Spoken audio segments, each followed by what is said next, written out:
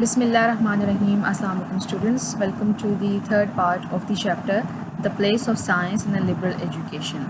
So let's start our chapter. Two opposite and at first sight conflicting merits belong to science as against literature and art. The one which is not inherently necessary but is certainly true at the present day is hopefulness as to the future of human achievement, and in particular as to useful work that may be accomplished by any intelligent student. This merit and the cheerful outlook which it engenders prevent what might otherwise be the depressing effect of another aspect of science, to my mind also a merit, and perhaps its greatest merit.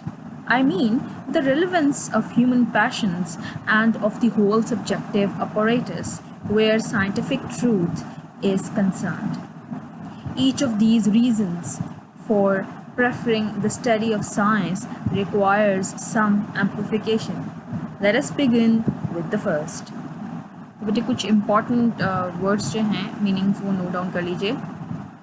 सबसे पहले conflicting, नबरदाज़मा, inherently पैदाइशी, accomplished तकमील करना, मुकम्मल करना, irrelevance लाताल्लुकी, subjective ज़ाती या अंदरूनी, amplification तशरीह करना. राइटर इस पैराग्राफ में क्या कहना चाह रहे हैं? अदब और फ़न के मुकाबले में साइंस में दो मुतज़ाद और पहली नज़र में नबरदाज़मा खूबियाँ पाई जाती हैं. यानी कि अदब के मुकाबले में अगर साइंस को देखा जाए तो इसके अंदर हमें अदब और फ़न यानी कि लिटरेचर एंड आर्ट, ठीक है, उसके मुकाबले में साइंस के अंदर दो ऐसी प्रॉपर्टीज़, दो ऐसी खूबियाँ पाई जाती हैं जो कि ना सिर्फ अपोजिट हैं, इसके मुतज़ाद हैं, बल्कि नबरदाज़मा भी हैं, यानी आपस में कॉन्फ्लिक्ट भी करती हैं. इनमें से जो पहली है वो इब्तिदा से ज़रूरी नहीं है कि वो शुरू से ऐसी हो, लेकिन आज यकीनन सच है. पहले शायद वो सच ना होता हो, लेकिन आज वो यकीनन सच है.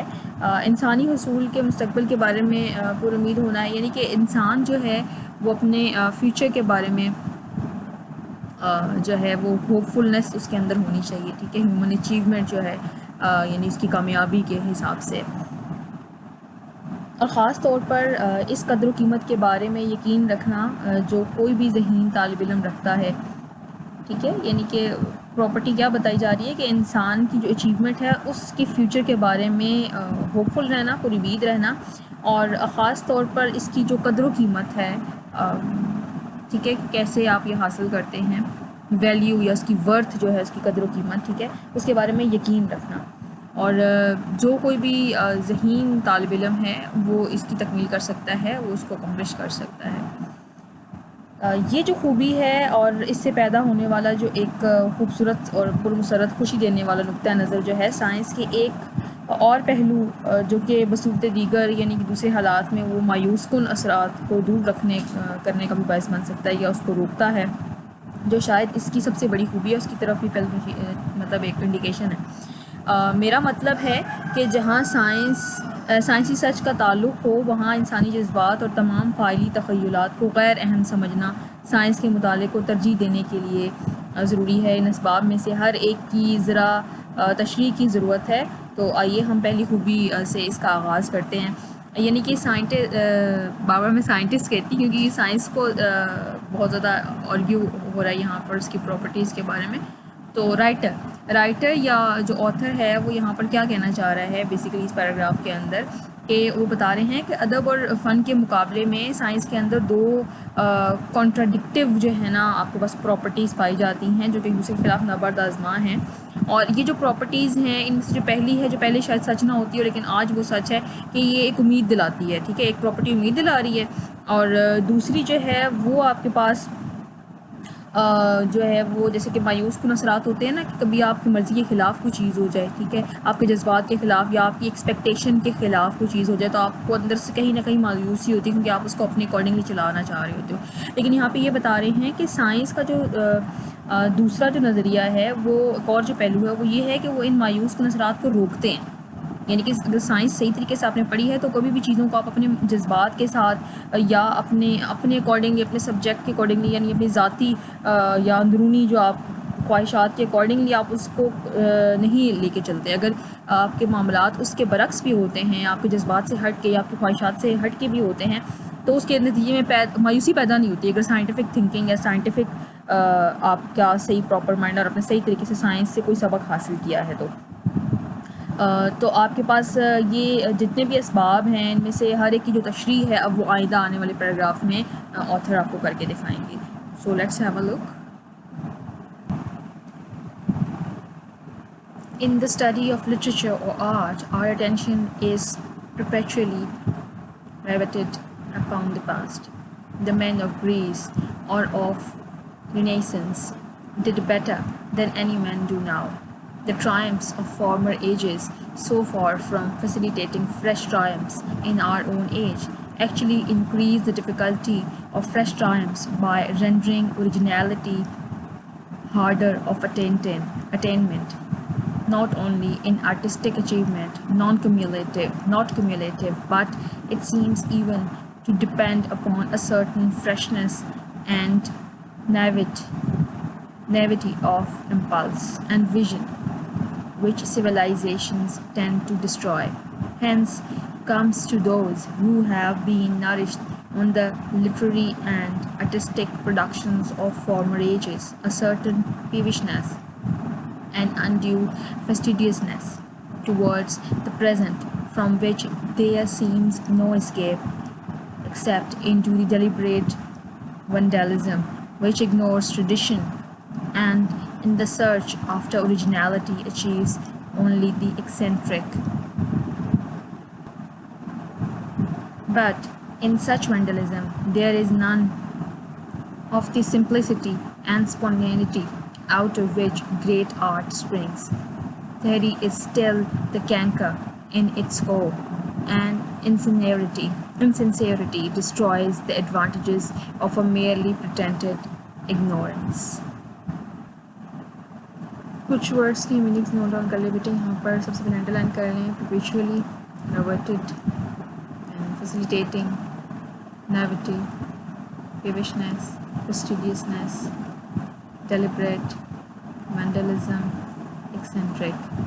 perpetually دائمی, riveted مرکوز کرنا, facilitating آسان بنانا, naivety سادگی, peevishness چڑچڑاپن, fastidiousness نزاکت, deliberate دانستہ جان بوجھ کر دانستہ, vandalism تخریبی توڑ پھوڑ یا ڈسٹرکٹیو, ٹھیک ہے, eccentric عجیب. ادب اور فن کے مطالعے میں ہماری توجہ مستقل ماضی پر مرکوز رہتی ہے، یعنی ماضی کے بارے میں سوچتے رہتے ہیں جب ہم ادب اور لٹریچر وغیرہ فن وغیرہ کو پڑھیں گے. یونانیوں نے یا تحریک احیاء علوم، یعنی کہ آپ سمجھ لیں کہ رینیسنس جو ہے آپ کے پاس ایک ایسی ایج ہے جس میں پرانا دور اور نیا دور کی مرج ہوتا ہے، نشاط ثانیہ جس کو ہم کہتے ہیں، ٹھیک ہے، جہاں پہ دونوں چیزیں مل رہی ہوتی ہیں، میڈیوکر دور جو ہوتا ہے، ٹھیک ہے. یونانیوں نے یہ تحریک احیاء علوم نے دوبارہ سے جب اس کو نیا جدت دی جاتی ہے تو پرانی ایجز اور نئی ایجز کا جو جنکشن ہوتا ہے اس کو ہم کہتے ہیں رینیسنس. تو یونانیوں نے یہ طریقے حیاء علوم نے آج کے کسی بھی آدمی سے بہتر کام کیے پرانے دور کی فتوحات کی بجائے اس کے کہ ہمارے عہد کی فتوحات میں سہولیات پیدا کریں، اصل شے کے حصول کو مشکل بنا کر تازہ فتوحات کو دشوار تر بنا دیتی ہیں یہ ایجوکیشن، ٹھیک ہے، جو کہ بیسڈ ہے آپ کے پاس لٹریچر اور آرٹ کے اوپر. نہ کہ ہمیں پتہ ہے کہ اس نے ہماری جو پریویس جو ہماری نالج ہے یا جو ہم نے کریٹ کیا ہے اس کی جو پریویس کریشن ہے اس کی مد میں یہ آگے ہمارے لیے آسان بنانا چاہیے اس کو، مزید ہماری اچیومنٹس کو، لیکن یہ اس کو مزید مشکل بنا دیتی ہے، ٹھیک ہے. فنکرانہ جو حصول ہے یا فنکرانہ یا فنی جو اچیومنٹس ہوتی ہیں، نہ صرف یہ کہ وہ اجتماعی نہیں ہوتی، وہ انڈیویجول ہوتی ہیں، ٹھیک ہے. ہر ایک کے اندر ظاہر سی بات ہے ہر ایک کی امپلس ڈفرینٹ ہے، ہر ایک کی بصیرت ایک دوسرے سے ڈفرینٹ ہے. ٹھیک ہے. تو وہ انڈیویجول ہے, اس میں کلیکٹیونیس نہیں ہے, ٹھیک ہے, اس کو ہم اکٹھا نہیں دیکھ سکتے. دیکھیں آرٹسٹ ہوتا ہے نا, ہر کسی کی ایک الگ انسٹنکٹ ہوتی ہے. تو یہاں پہ وہی بات بتا رہے ہیں کہ فنکارانہ اچیومنٹس جو ہوتی ہیں وہ اجتماعی نہیں ہوتی, بلکہ یہ محرکہ اور بصیرت کی ایک خاص فریشنس یا تازگی یا پھر سادگی, سمپلسٹی جس کو آپ کہہ سکتے ہیں, نیوٹ یعنی بالکل ہی چیزوں سے مبرہ ہونا, سادہ ہونا, اس پہ منحصر ہے. جسے تہذیب تباہ کرتی محسوس ہوتی ہے, کہ ہمیں لگتا ہے کہ جو تہذیب ہے, یہ سویلائزیشن ہے, وہ اس چیز کو جو ایک سادہ پن یا ایک جو تازگی ہے جو ہر ایک کی آرٹ میں ہوتی ہے, اس کو تو وہ تہذیب تباہ کرتی محسوس ہوتی ہے, بلکہ وہ ہمیں کہتی ہے کہ جو پریویس پرانی چیزیں ہیں اس کے اکارڈنگلی ہونا چاہیے. ٹھیک ہے. تو لہٰذا قدیم زمانوں کے ادبی اور فنکارانہ تخلیقات پر نشو و نما پانے والوں میں, ظاہر سی بات ہے وہ قدیم زمانے میں ہے نا, پرانی فن, پرانی تخلیقات. تو دیکھیں تخلیق اور فن جو ہے وہ ہر دور کا ایک تازہ نمونہ ہوتا ہے. ٹھیک ہے. اور وہ آپ ایک بات نہیں کر سکتے کہ ہم موہنجو ہڑپا کی تہذیب, ٹھیک ہے, وہ ہماری تہذیب تھی, یا پھر بہت ساری تہذیب اور بھی اگر آپ دیکھتے ہیں, اپنی ٹریڈیشنز ابھی کو دیکھ رہے ہیں آپ, پرانی تہذیبیں ٹھیک ہیں, رہی ہیں, بہت اچھی رہی ہیں اپنے ٹائم کے اکارڈنگلی. اس میں سے بہت اچھی چیزیں ہم آج بھی اپنا سکتے ہیں, لیکن وہ ساری ایز اٹ از ہم آج کے دور میں نہیں اپنا سکتے. اگر ہم اس کو ایز اٹ از اپنائیں گے تو فریشنس اور نیا پن جو ہے, یا نئے جو آپ کے پاس محرکات ہیں اور نئی جو تخلیقات ہیں وہ ختم ہو جائیں گی, کیونکہ انسان ایوولوشن ہوتا ہے نا انسان کے اندر. ایسے ہی تہذیب و تمدن ان کے اندر بھی ایوولوشن ہونا چاہیے, بڑھوتری ہونی چاہیے, اور نئی چیزوں کو ویلکم کرنا چاہیے, جبکہ یہ جو نالج ہے یہ نئی چیزوں کو ویلکم نہیں کر پا رہی تھی. یہاں پہ وہی بتا رہے ہیں کہ ایسے لوگ جو قدیم زمانوں کے ادبی اور فنکارانہ صلاحیتوں پر نشو و نما پاتے ہیں, ان کا جو حال یا پریزنٹ کی جانب جو ہوتا ہے نظریہ, وہ ایک خاص طرح کا چڑچڑا پن لیے وہ ہوتا ہے, اور نامناسب زود رنجی, اور ہر وقت وہ مطلب یہ کہ ذرا سی بات کرتے ہیں تو وہ اتنے نرم و نازک ہو جاتے ہیں کہ وہ مائنڈ کر جاتے ہیں فوراً سے. ٹھیک ہے. اس میں زود رنجی اور چڑچڑا پن پایا جاتا ہے, جس سے کسی صورت ہم کہہ سکتے ہیں کہ اسکیپ ممکن نہیں ہے, یعنی اس سے ہم فرار حاصل نہیں کر سکتے, جس سے ہم کسی کو فرار حاصل نہیں کر سکتے سوائے وینڈلزم کی. اب وینڈلزم جو تھا اس میں ڈسٹرکشن اور مطلب اپنی جو ہوتی ہے حال, اس سے بغاوت ہوتی ہے. ٹھیک ہے. اور اس میں ڈسٹرکٹیو بیہیویئر بہت زیادہ ہوتا ہے. جب آپ دیکھیں نا کسی بچے کی, اگر آپ میں ایگزامپل دیتی ہوں, کسی بچے کی اگر آپ بات نہ مانے ہوئے ایک چیز پہ بضد ہو تو وہ کیا کرے گا, چیزیں توڑنا پھوڑنا شروع کر دے گا, رونا شروع کر دے گا, اپنے آپ کو نقصان پہنچائے گا, اتنی چیزوں کو نقصان پہنچائے گا. تو سیم یہاں پہ وینڈلزم پھر جو ہے یہاں پہ بتا رہے ہیں کہ کسی صورت بھی انسان اس چڑچڑے پن سے اور اس مایوسی کی کیفیت سے اور اس نازک اندامی سے کے حال سے متعلق جو بھی بات کریں وہ ایک دم چڑچڑا ہو جاتا ہے, حال کو کسی بانے میں اچھا نہیں سمجھتا. وہ پھر وینڈلزم جو ہے نا ایک ایسی روایت ہے جس میں ڈسٹرکشن ہوتی ہے بہت زیادہ, یا توڑ پھوڑ ہوتی ہے. تو انسان پھر وہی چیز کر سکتا ہے, اس کو اپنے اس حالات سے نکلنے کے لیے ایک وینڈلزم کا راستہ نظر آتا ہے, یا انسان وہی چیز اپنا لیتا ہے, جو کہ روایت کو, ظاہر سی بات ہے جب ڈسٹرکشن ہوگی تو پھر تو کوئی روایت, کوئی کہاں کی تہذیب اور کیا چیز, ٹھیک ہے, پھر وہ روایت کو نظر انداز کر دیتا ہے. اور اصلیت, کیونکہ ظاہر سی بات ہے یہ ڈسٹرکشن کیوں پیدا ہوتی ہے, جب انسان کی جو اصلیت ہے یا انسان کا جو اندر کا نظریہ ہے اس کو سیٹسفیکشن نہ مل رہی ہو, تو وہ کسی نہ کسی شکل میں باہر نکل کے آئے گا, وہ ڈسٹرکشن کی شکل میں نکل کے آئے گا. ٹھیک ہے. اور اصلیت کی تلاش میں محض بے اصلیت کو حاصل کر لیتا ہے, یعنی کہ وہ اصلیت کو تلاش کرتے کرتے بے اصلیت کو حاصل کر لیتا ہے, اوریجنلٹی حاصل نہیں کر پاتا. ظاہر سی بات ہے انسان ڈسٹرکٹیو تو نہیں ہے, تو وہ ڈسٹرکشن کی طرف چلا جاتا ہے, یعنی کہ صحیح چیز کو تلاش کرتے کرتے غلط چیز کی طرف چلا جاتا ہے. تو یہاں پہ کیا بتا رہا ہے, اصلیت کی تلاش میں محض بے اصلیت حاصل کر لیتا ہے. لیکن ایسی وینڈلزم میں وہ سادگی اور اچانک پن بھی نہیں ہوتا. ظاہر سی بات ہے اگر نیچرلی کسی انسان کی اندرونی انسٹنکٹس کو باہر نکلنے دیا جائے تو اس کے اندر سادگی بھی ہوگی اور ایک اچانک پن بھی ہوگا, یعنی کہ ایک جسے آپ کیا کہہ سکتے ہیں, بے ساختگی. یس, بے ساختگی بھی نہیں ہوگی. ٹھیک ہے. اور کیونکہ بے ساختگی سے اور سادگی سے جو ہے نا ایک عظیم فن پیدا ہوتا ہے. اور نظریہ اب بھی اس انسان کو یا اس قوم کو جو وینڈلزم اختیار کرے گی, اسے اندرونی طے پہ, یعنی جسمانی تو نہیں, روحانی لحاظ سے بات کی جا رہی ہے, یا دماغی انٹلیکچوئل لحاظ سے بات کی جا رہی ہے, کہ نظریہ تو اندر بھی ہوگا نا ابھی بھی, وہ اس کا پورا تو نہیں ہوا. ٹھیک ہے. اس کو ایکسپریشن کا موقع نہیں ملا, اس نے آرٹیفیشیل طریقے سے وینڈلزم کر کے ایکسپریس تو کر لیا, لیکن وہ ایکچولی ایکسپریس نہیں ہوا, تو نظریہ ابھی بھی اسے اندر سے پریشان رکھے گا. اور عدم خلوص بظاہر لا علمی کے فوائد کو بھی تباہ کر ڈالتا ہے. یہاں کچھ میننگز دیکھ لیجیے. اسپونٹینیٹی, بے ساختگی کا کرنا, سرور, انسنسیریٹی, بے لحاظی. تو یہاں پر بیٹے یہ لاسٹ لائن میں بتایا جا رہا ہے کہ جو وینڈلزم اختیار کرنا جو ہے وہ آپ کے پاس سمپلسٹی اور اسپونٹینیٹی کو جو ہے نا وہ ختم کرتا ہے, اور یہی دو جو اجزاء ہیں, سمپلسٹی سادگی اور بے ساختگی یہی جو ہے آپ کے پاس اسی سے سوتے پھوٹتے ہیں آپ کے پاس آرٹ کے، ٹھیک ہے، فن کے.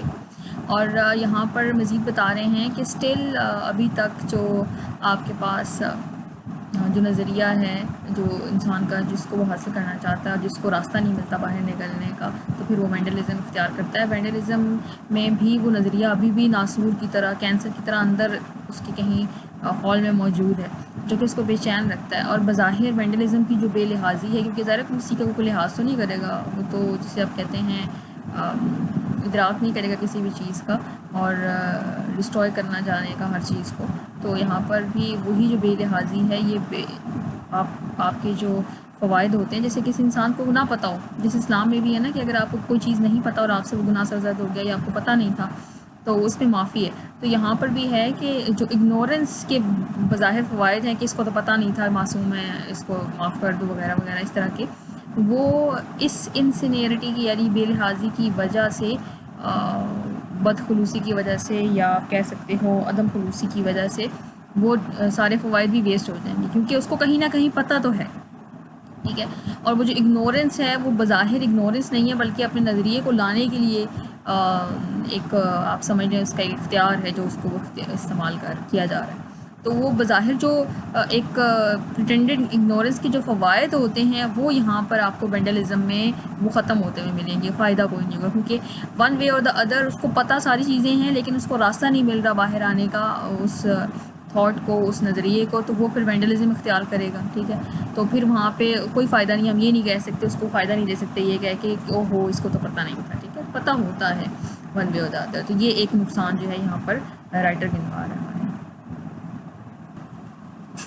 The despair thus arising from an education which suggests no preeminent mental activity except that of artistic creation is wholly absent from an education which gives the knowledge of scientific method. The discovery of scientific method, except in pure mathematics, is a thing of yesterday. Speaking broadly, we may say that it dates from Galileo. Yet already it has transformed the world, and its success proceeds with over-accelerating velocity. In science, men have discovered an activity of the very highest value in which they are no longer, as in art, dependent for progress upon the appearance of continually greater genius. For in science, the successors stand upon the shoulders of their predecessors, which one man of supreme genius has invented a method 1,000 lesser men can apply it. No transcendent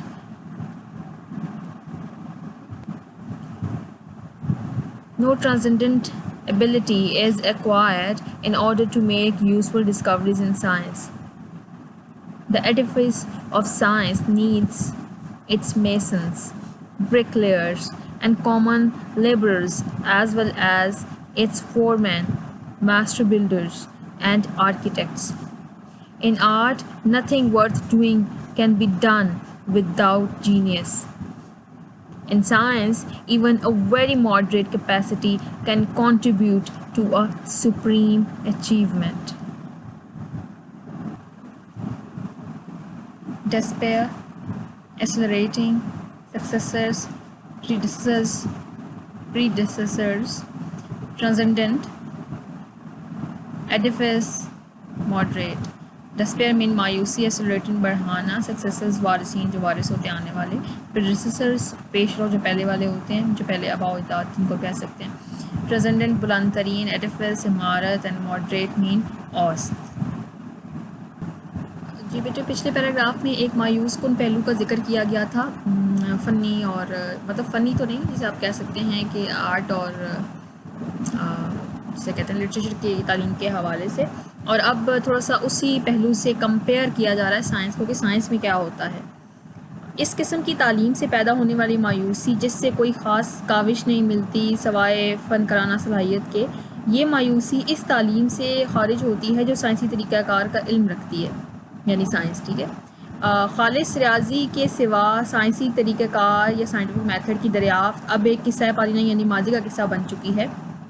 اگر ہم وسیع نقطۂ نظر سے بات کریں تو بات کرنے سے یہ واضح ہوگا کہ گلیلیو کے وقت میں یہ ہو گیا تھا، یعنی یہ سائنٹیفک میتھڈالوجی اور یہ سارا کام، لیکن اس نے دنیا کو کمپلیٹلی تبدیل کر دیا، مکمل طور پہ تبدیل کر ڈالا ہے، اور اس کامیابی کے جو تیزی کے ساتھ روز افزوں نتائج ہیں وہ آگے ہی بڑھتے چلے جا رہے ہیں۔ سائنس میں لوگوں نے ایک ایسی اعلیٰ قدر کی کارگزاری کا سراغ لگایا ہے جس میں فنون یعنی لٹریچر اور آرٹس وغیرہ، اس کے برعکس انہیں مسلسل جو ہے نا کسی ذہین بندے کے ظہور کا انتظار نہیں کرنا پڑتا، اس کی ضرورت نہیں پڑتی، کیونکہ سائنس کے اندر جو وارثین ہوتے ہیں وہ اپنے آباء و اجداد کی شانوں پہ کھڑے ہوتے ہیں، ان کی نالج پہ کھڑے ہوتے ہیں۔ جہاں ایک بہت اعلیٰ درجے کا ذہین شخص وہاں پہ ایک طریقہ کار وہاں پہ دریافت اگر کر لے تو وہاں پہ 1000 کم ذہانت کے جو شخص ہیں، اشخاص ہیں، وہ اسے مکمل طور پہ اپلائی کر سکتے ہیں، نافذ العمل کر سکتے ہیں، ٹھیک ہے، سائنس کے اندر۔ جبکہ آرٹس میں ایسا نہیں ہے، وہاں پہ انہیں ہر ایک نئے کام کے لیے، ہر کام کے لیے ایک ذہین بہت اعلیٰ ذہین شخص کی ضرورت ہوتی ہے، لیکن سائنس میں ایسا نہیں ہے۔ سائنس میں دریافتیں کرنے کے لیے کسی بہت ہی عرفہ قابلیت یا اعلیٰ قابلیت کی ضرورت نہیں ہوتی۔ سائنس کی بلند و بالا عمارت کو معماروں کی بھی ضرورت ہوتی ہے، جو مستری وغیرہ ہوتے ہیں، ٹھیک ہے، عام مزدوروں کی بھی ضرورت پڑتی ہے، لیبرز کی بھی ضرورت پڑتی ہے، مزدور وغیرہ کی بھی، اینٹیں لگانے والوں کی بھی ضرورت پڑتی ہے، اور ماہرین فن تعمیر جو آرکیٹیکٹس ہوتے ہیں، ماہر معماروں اور انجینئروں کی بھی ضرورت پڑتی ہے، سارے لوگوں کی ضرورت پڑتی ہے، تب کہیں جا کے سائنس کی بلڈنگ بنتی ہے۔ جبکہ آرٹس میں ایسا نہیں ہے، آرٹس میں انہیں کوئی ہر ایک چیز بنانے کے لیے ایک الگ ہی پراپر بہت اعلیٰ اور ذہین انسان چاہیے ہوتا ہے، ٹھیک ہے، تو یہ کمپیریزن کر رہے ہیں۔ فن کی دنیا میں جو ذہانت ہوتی ہے اس کے بغیر کوئی قابل قدر کارنامہ سر انجام نہیں پا سکتا، لیکن سائنس کی دنیا میں ایک درمیانی ذہانت کا یعنی ایک میڈیوکر یا ماڈریٹ ایوریج بندہ جو ہے، ذہانت کا جو شخص ہوتا ہے، وہ بھی ایک اعلیٰ مقصد کے حصول میں اپنا حصہ ڈال سکتا ہے۔ یعنی کہ آرٹس میں انہوں نے بتایا تھا کمیولیٹیو افیکٹ نہیں ہوتا، انڈیویجول افیکٹ ہے ایک الگ الگ، لیکن یہاں پہ سائنس میں کمیولیٹیو افیکٹ ہوتا ہے، کلیکٹیو افیکٹ ہوتا ہے، ہر کوئی اس میں اپنا اتنا حصہ کام زیادہ تھوڑا بہت ڈال سکتا ہے، اور وہ سارے حصے مل کے ہی پھر کسی دریافت کا یا کسی ایجاد کا یا پھر کوئی بھی ایک بڑا مارکا یا ایک اچیومنٹ کا باعث بنتے ہیں، جو کہ سائنٹیفک میتھڈ سے بھی ہمیں یہاں پہ، تو اس پیراگراف میں بیٹے سائنٹیفک میتھڈ کے بارے میں بتایا گیا ہے۔ گلیلیو کون تھا؟ آپ کے پاس یہ رینیسنس کے دور کا بہت زیادہ مشہور سائنٹسٹ تھا، اس نے زمین گول ہے چپٹی ہے اس کے اوپر بھی نظریہ پیش کیا تھا، اور اس نے دوربین خوردبین، اب یہ تو جو میں آپ کو باتیں بتا رہی ہوں ان میں سے آپ نے ریسرچ کرنا، مجھے بتانا ہے کہ کیا ہے، کیونکہ دیکھیں جب بھی کوئی چیز نہیں آتی ہے نا، اس کو، اب آپ ٹیکنالوجی کا دور ہے، اس کو گوگل آؤٹ کیا کریں، اس کی ڈیٹیل دیکھا کریں، اس سے آپ کی جو جنرل نالج ہے جی کے، اس میں بھی اضافہ ہوتا ہے، اور جی کے جو ہے نا وہ انٹرویوز وغیرہ میں اور آپ کی پرسنالٹی ڈیولپمنٹ میں اور اس کے علاوہ آپ کی سیلف کانفیڈنس میں بہت امپورٹنٹ رول پلے کرتا ہے۔ اینی ویز جی، تو اس پیراگراف کے اندر بیٹے ہمیں بیسیکلی بتایا گیا کہ مایوسی جو آرٹس میں پیدا ہو رہی تھی اس سبجیکٹ میں، کلاسیکل ایجوکیشن کے اندر، وہ کس وجہ سے پیدا ہو رہی تھی، اور یہاں پہ سائنس میں جو ہے وہ مایوسی نہیں ہے، اور کیوں نہیں ہے، سائنٹیفک میتھڈ کی وجہ سے نہیں ہے، اور یہاں پہ جو نالج ہے اس ہر ایک نالج باڈی کو یا اچیومنٹ کو حاصل کرنے کے لیے کوئی ایک اعلیٰ عرفہ انسان کی ضرورت نہیں پڑتی، جیسے کہ آرٹس میں پڑتی تھی، اور یہی وجہ ہے کہ ماضی کے اعلیٰ عرفہ انسان کو ہی ان کی مطلب یہ ہے کہ تعریفیں کرتے ہیں یا ان کی گن گاتے نظر آتے ہیں جو ہماری کلاسیکل ایجوکیشن ہے، جبکہ سائنس ایسا نہیں کرتی، سائنس ہر بندے کو ایڈمائر کرتی ہے، ایڈمٹ کرتی ہے، خواہ اس کا ایسا چھوٹا ہو بڑا ہو، وہ ایک پورے جو نالج کی باڈی ہے اس میں اس کا چھوٹا حصہ ہو یا بڑا حصہ ہو، ہر ایک کی اہمیت اپنی ہے، اور وہ اس کو اچیو کرنے میں ہیلپ آؤٹ کرتی ہے، تو ہر ایک انسان کی جو اندر کی ڈیزائر ہے اور اندر کی جو ایبلٹی ہے اس کو یہ سامنے لے کر آتی ہے، جبکہ آرٹس میں ایسا نہیں ہوتا، وہ اس کو دبا دیتی ہے اور حال سے انسان بیزار رہتا ہے اور اس کے اندر کا نظریہ فلفل نہیں ہو پاتا۔ تو کہنے کا مقصد یہ ہے کہ سائنٹیفک جو سپیریورٹی ہے وہ اس پیراگراف میں ڈسکس کریں آپ کے آتھر صاحب۔ نیکسٹ دیکھتے ہیں۔ In science, the man of real genius is the man who invents a new method. The notable discoveries are often made by his successors, who can apply the method with fresh vigor, unimpaired by previous labor or perfecting it. But the mental caliber of the thought required for their work, however brilliant, is not so far as that required by the first inventor of the method. There are in science immense numbers of different methods appropriate to different classes of problems, but over and above them all, there is something not easily definable which may be called the method of science. It was formerly customary to identify this with the inductive method and to associate it with the name of Bacon. But the true inductive method was not discovered by Bacon, and the true method of science is something which includes deduction as much as induction, logic, and mathematics as much as botany and geology. I shall not attempt the difficult tasks of stating what the scientific method is, but I will try to indicate the temper of mind out of which the scientific method grows, which is the second of the two merits that were mentioned above as belonging to a scientific education. The kernel of scientific outlook is a thing so simple, so obvious, so seemingly trivial that the mention of it may almost excite derision. The kernel of the scientific outlook is the refusal to regard our own desires, tastes, and interests as affording a key to the understanding of the world. Stated thus baldly, this may seem no more than a trite truism, but to remember it consistently in matters arousing our passionate partnerships is by no means easy, especially where the available evidence is uncertain and inconclusive. A few illustrations will make this clear. Notable, vigor, unimpaired, caliber, immense, appropriate, inductive, deduction, botany, geology, temper. Notable, अहम, vigour, ताकत, अनइम्पेयर, ठीक ठाक, calibre, जौहर, immense, वसी, appropriate, मुनासिब, inductive, इस्तकराई. अब inductive method जो होता है, आप लोग साइंस के स्टूडेंट्स हैं, आपको पता है inductive method and inductive method क्या होता है. इंडक्शन या इंडक्टिव मेथड के अंदर चीज़ों को स्पेसिफिक वे से जनरलाइज्ड वे के अंदर लिया जाता है, यानी एक स्पेसिफिक स्टेटमेंट है तो उसके बाद जो है उसके अकॉर्डिंगली, जैसे कि मैं आपको समझाती हूँ कि पत्थर नीचे फेंकने से, मतलब पत्थर नहीं, कोई भी चीज़ ऊपर से नीचे की तरफ आती है, ठीक है, या ज़मीन हर चीज़ को अपनी तरफ खींचती है. सिंपल हम यूँ कर लेते हैं, ज़मीन अब हर चीज़ को अपनी तरफ खींचती है. ये एक जनरल स्पेसिफिक स्टेटमेंट है, ठीक है. अब जनरल स्टेटमेंट की तरफ जब हम आएंगे तो हम कहेंगे ज़मीन सेब को अपनी तरफ खींचती है, पत्थर को अपनी तरफ खींचती है, गाजर को अपनी तरफ खींचती है, टीवी को अपनी तरफ खींचती है. ये कोई भी चीज़ जब वो बुलंदी पे, सर्टन बुलंदी पे होगी तो उसको अपनी तरफ खींचती है, ठीक है. बायोलॉजी में अक्सर हम स्टूडेंट्स को एग्जांपल दे रहे होते हैं कि परिंदे उड़ते हैं. ये आपके पास एक स्पेसिफिक स्टेटमेंट है, ठीक है. और इसके बाद हम इससे जनरलाइज्ड वे के अंदर चीज़ें अडॉप्ट कर सकते हैं, लाइक चिड़िया उड़ती है, कौवा उड़ता है, ठीक है. ये सारी चीज़ें हम अडॉप्ट कर सकते हैं. तो कोई भी चीज़ जब आप एक स्पेसिफिक स्टेटमेंट से आप जनरलाइज्ड वे के अंदर आप उससे चीज़ें निकालते तो वो आपके पास इंडक्टिव मेथड कहलाता है, जिसको इस्तकराई मेथड कहेंगे. इसके बाद बेटे नेक्स्ट जो है आपके पास डिडक्शन, इस्तखराजी, जैसे डिड्यूस करना. जैसे कहानी से आप कोई सबक अखज़ करते हैं ना, तो आपको जनरल चीज़ें दी जाती हैं और जनरल स्टेटमेंट्स दी जाती हैं, उसकी बेस पे आप स्पेसिफिक, जैसे हम बर्ड्स का एग्जांपल ले लेते हैं. जैसे कि आपके पास चिड़िया उड़ती है, कौवा उड़ता है, तोता उड़ता है, वगैरह वगैरह, मैना उड़ती है, तो हम अखज़ कर सकते हैं नतीजा कि तमाम परिंदे उड़ते हैं, ठीक है.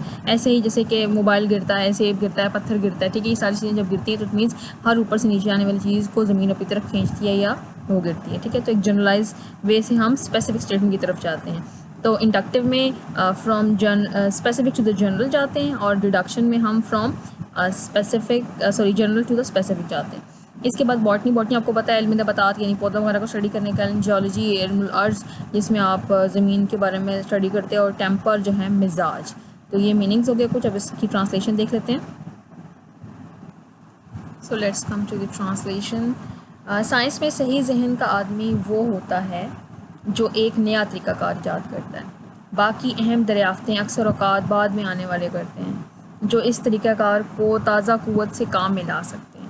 यानी एक नॉलेज के ऊपर दूसरी नॉलेज बिल्ड हुई हुई है, ठीक है. यानी कोई तरीका डिस्कवर करेगा और जो दूसरी दरियाफ़तें वगैरह होंगी वो उसी मेथडोलॉजी के ऊपर नए आने वाले जो हैं इस तरीक़ाकार को ताज़ा क़ुव्वत के साथ अपने काम में लेके आएंगे, एक नए एंगल से देखेंगे. کیونکہ وہ اسے مکمل کرنے کی سابقہ محنت سے تھکے ہوئے نہیں ہوتے. ایک انسان ایک ہی ٹائم پہ ایک کام کر سکتا ہے نا, سارے کام تو نہیں کر سکتا, ٹھیک ہے, تو اسی لیے ہر کوئی اپنا اپنا حصہ ڈالتا ہے. ان کے کام کے لیے فکر کے جس درجے کی ضرورت ہوتی ہے وہ یقیناً اعلیٰ تر ہوتا ہے, لیکن اس قدر اعلیٰ نہیں ہوتا جتنے کی ضرورت طریقہ کار کے اول موجد کو تھی.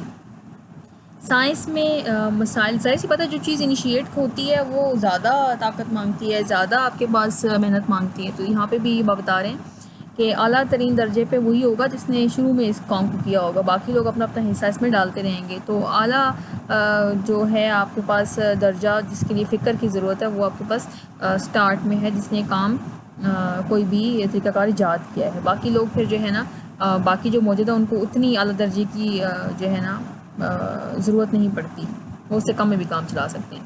سائنس میں مسائل کی مختلف درجہ بندیوں کے شایع نشان بہت تعداد میں طریقہ کار ہوتے ہیں, لیکن ان میں سب سے جو اوپر عرفہ اور ایک اعلیٰ چیز ہے جس کو آسانی سے ڈیفائن نہیں کر سکتے, تعریف نہیں کی جا سکتی, جسے ہم سائنس کا اصل طریقہ کار کہتے ہیں. اور سابقہ ادوار میں اس سے استقرائی طریقہ کار کے ساتھ جو آپ کے پاس متشخص کیے جانے والے کا جو رواج تھا کہ ہر ایک طریقہ کار کے ساتھ کسی کو ایک مطلب اٹیچ کر دیا جاتا تھا کہ یہ فلان ہے, یہ فلان کا طریقہ کار ہے. اسے بیکن کے نام سے جوڑا جاتا تھا, لیکن بیکن جو ہے آپ کے پاس ایک انگلش فلاسفر اور اسٹیٹسمین تھا, سائنٹسٹ تھا, ٹھیک ہے, اور آتھر بھی تھا.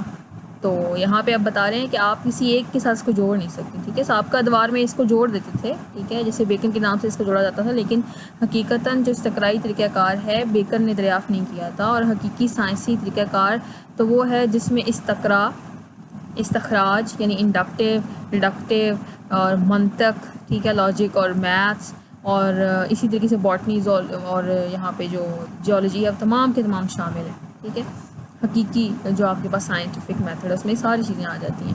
میں یہ مشکل کام سر انجام نہیں دوں گا کہ یہ میں بیان کروں سائنٹیفک طریقہ کار کیا ہے, اور آپ لوگ چونکہ بی ایس سی کے اسٹوڈنٹس آپ لوگوں کو آلریڈی پتہ ہے, اگر وہ نہ بھی بتائے تو ٹھیک ہے, لیکن یہ بتانے کی کوشش کروں گا کہ کس مزاج کے ذہن سے سائنسی طریقہ کار کی نشو و نما ہوتی ہے, جو کہ ان خوبیوں میں سے دوسری تھی جن کا ذکر ہم نے کیا تھا کہ سائنسی تعلیم میں پائی جاتی ہیں. ہم نے 2 پراپرٹیز کا ذکر کیا تھا نا, یہ 2 چیزیں ہوتی ہیں, 2 خوبیاں موجود ہوتی ہیں, ٹھیک ہے.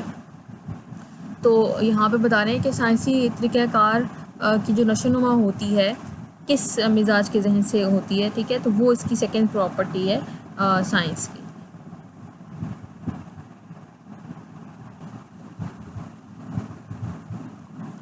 obvious, trivial, derision, tried truism, inconclusive. obvious واضح, trivial معمولی, derision آپ کے پاس تصحیح یا مذاق اڑانا, tried truism مسلمہ یا درینہ حقیقت عام سچ جس کو سارے جانتے ہیں, اور inconclusive غیر فیصلہ کو. اب سائنسی نقطہ نظر کا مرکزی حصہ ایک اتنی سادہ سی یا کرنل یعنی بنیادی مرکزی, ٹھیک ہے, حصہ اتنی سادہ سی یا اتنی حقیر دکھائی دینے والی, ٹھیک ہے, سو سمپل جو آپ کے پاس ہے, یا ٹریویل معمولی نظر آنے والی, حقیق نظر آنے والی شے ہے کہ اس کے اظہار سے بہت سی بھویں سکڑ جائیں گی. یعنی کہ ہم اتنا بڑا ہم سائنس کو کہہ رہے ہیں, سائنس پتہ نہیں کیا چیز ہے, اور سائنس کا جو مرکزی حصہ ہے وہ بہت سمپل سادہ سا ہے کہ لوگ کہیں گے اچھا, جیسے وہ ہم نہیں بھویں چڑھا دیتے, اچھا تو یہ تھا کھودا پہاڑ نکلا چوہا, یعنی سمپل آپ سمجھ سکتے ہیں کہ کون سی فیلنگ ہوگی کہ بہت ساری بھویں سکڑ جائیں گی. سائنسی نقطہ نظر کا مغز ہمارا اپنی خواہشات, اپنے ذوق, اپنی دلچسپیوں کے حوالے سے دنیا کو سمجھنے سے انکار کرنا. اتنے بھونڈے طریقے سے بیان کرنے سے یہ بات ایک عام سے سچ کے علاوہ اور کچھ نہ دکھائی دے گی, لیکن ان معاملوں میں اسے مسلسل یاد رکھنا اتنا آسان نہیں ہے جن میں ہمارے جذبات کا عمل دخل ہو, خاص طور پر جہاں موجودہ شہادت غیر یقینی اور فیصلہ کن ہو. چند مثالیں اس بات کو واضح کر دیں گی, مثالیں آئندہ آنے والے پیراگرافس میں ڈسکس کی جائیں گی. تو یہاں پہ سمپل بتا رہے ہیں کہ اوور آل سائنس کا اگر لب لباب بیان کیا جائے تو لوگ کہیں گے ہیں بس یہ تھا جس کے لیے اتنی لمبی کہانیاں بیان کی جا رہی تھی. تو وہ کیا تھا کہ دنیا کو آپ اپنی خواہشات, اپنے ذوق اور اپنی دلچسپیوں کے حوالے سے نہ سمجھیں, یعنی دنیا کو سمجھنے سے انکار کر دیں جس میں آپ کی خواہشات, ذوق اور دلچسپیاں بھی انوالو, یعنی اپنی خواہشات, دلچسپیاں اور ذوق کے انا کو اتار کے دنیا کو سمجھنا آپ کے پاس سائنس کا بنیادی نقطۂ نظر ہے، جو کہ ایک عام سا سچ ہے، سمپل سی بات ہے، لیکن کوئی اس پہ عمل نہیں کرتا. ٹھیک ہے، ہر کسی کو کوئی نہ کوئی دوسرا انسان جو ہے وہ اس کو اپنی مرضی کے اکارڈنگلی اگر نہ ملے تو وہ اس کو ون وے اور دا ادر جو ہے وہ جھٹلاتا ہے یا برا سمجھتا ہے یا کہتا ہے مجھے اس سے کیا وغیرہ وغیرہ. ٹھیک ہے، جہاں سے اس کی جذبات ایسوسیٹڈ ہوتے ہیں، اس کے مطلب ایسوسیٹڈ ہوتا ہے، اس کی دلچسپیاں، اپنا ذوق ایسوسیٹڈ ہوتا ہے، وہ اسی کے اکارڈنگلی لے کے چل رہا ہوتا ہے پوری دنیا کو. لیکن سائنس کہتی ہے آپ اس سے ہٹ کے چلیں. ٹھیک ہے، وہ اس کی بیس ہے. اور بتا رہے ہیں کہ یہ چیز جتنی سمپل نظر آتی ہے وہ اتنی آسان بھی نہیں ہے، کیونکہ ہم جب زندگی میں کھو جاتے ہیں، دنیا کی رنگینیوں میں کھو جاتے ہیں، تو ہمارے اوپر، کیونکہ ہم انسان کے اندر ہمیشہ کوئی نہ کوئی کیمیکل ریئیکشنز ہو رہے ہوتے ہیں، یا انسان کے اندر جذبات جو ہے، کیونکہ انسان جو ہے نا ایموشنل بینگ بھی تو ہے نا ہم لوگ. ٹھیک ہے، ہم لوگ صرف ایک انٹلیکچوئل بینگ نہیں ہے، ہم ایک باڈیلی بینگ نہیں ہے، ہم جسمانی، روحانی، ذہنی نہیں، بلکہ ہم ایک جذباتی مطلب آپ کہہ سکتے ہیں کہ جذباتی شخصیت بھی رکھتے ہیں. تو اس لحاظ سے جذبات کو ہم جتنا مرضی ہم اپنے انوالو ہوں تو جذبات مان بھی ہوتا ہے انوالو ہو جاتے ہیں. ٹھیک ہے، ان معاملوں میں یہ یاد رکھنا بہت مشکل ہوتا ہے کہ آپ کو دنیا کو اپنے جذبات سے ہٹ کے دیکھنا ہے. ٹھیک ہے، تو یہاں پر جو ہے خاص طور پر ایسی ایویڈنس کہ جہاں پر انسرٹن ہو فیصلہ، یا آپ کے پاس غیر فیصلہ کن سچویشن ہو جائے. ٹھیک ہے، جہاں پر آپ کے پاس جو پارٹنرشپس ہیں وہ اس طریقے سے ہوں کہ آپ کے پاس اتنی ایزی نہ ہوں. ٹھیک ہے، اور اویلیبل ایویڈنس جو ہے وہ اس میں اتنا زیادہ انوالو نہ ہو، تو پھر وہاں پر آپ کے جذبات انوالو نہ ہو بڑا مشکل سا ہو جاتا ہے. تو لیکن ہم کچھ ایگزامپلس اس کو، کچھ السٹریشنز جو ہیں نا ایگزامپل، یا آپ سمجھ لیں مثالیں اس کو واضح کر دیں گی. تو جو مثالیں اس کو واضح کریں گی انشاءاللہ وہ نیکسٹ لیکچر میں ہم ڈسکس کریں گے، کیونکہ کافی لمبا لیکچر ہو چکا ہے. پریویس پہلے 2 لیکچرز بھی کافی 1 گھنٹے کے ہو چکے تھے. So it's better to cut it half at this point. So انشاءاللہ لاسٹ جو آپ کا پورشن ہوگا وہ پارٹ 4 کے اندر لیکچر میں کور کیا جائے گا. And after that I will share a brief summary of this whole chapter which will help you people to solve the questions in the exams. ٹھیک ہے، تو ایگزام پوائنٹ آف ویو سے summary انشاءاللہ discuss کریں گے. Thank you for your time and your attention. اللہ تعالیٰ کی امان میں رہیں، جہاں رہیں خوش رہیں، آباد رہیں. اللہ حافظ.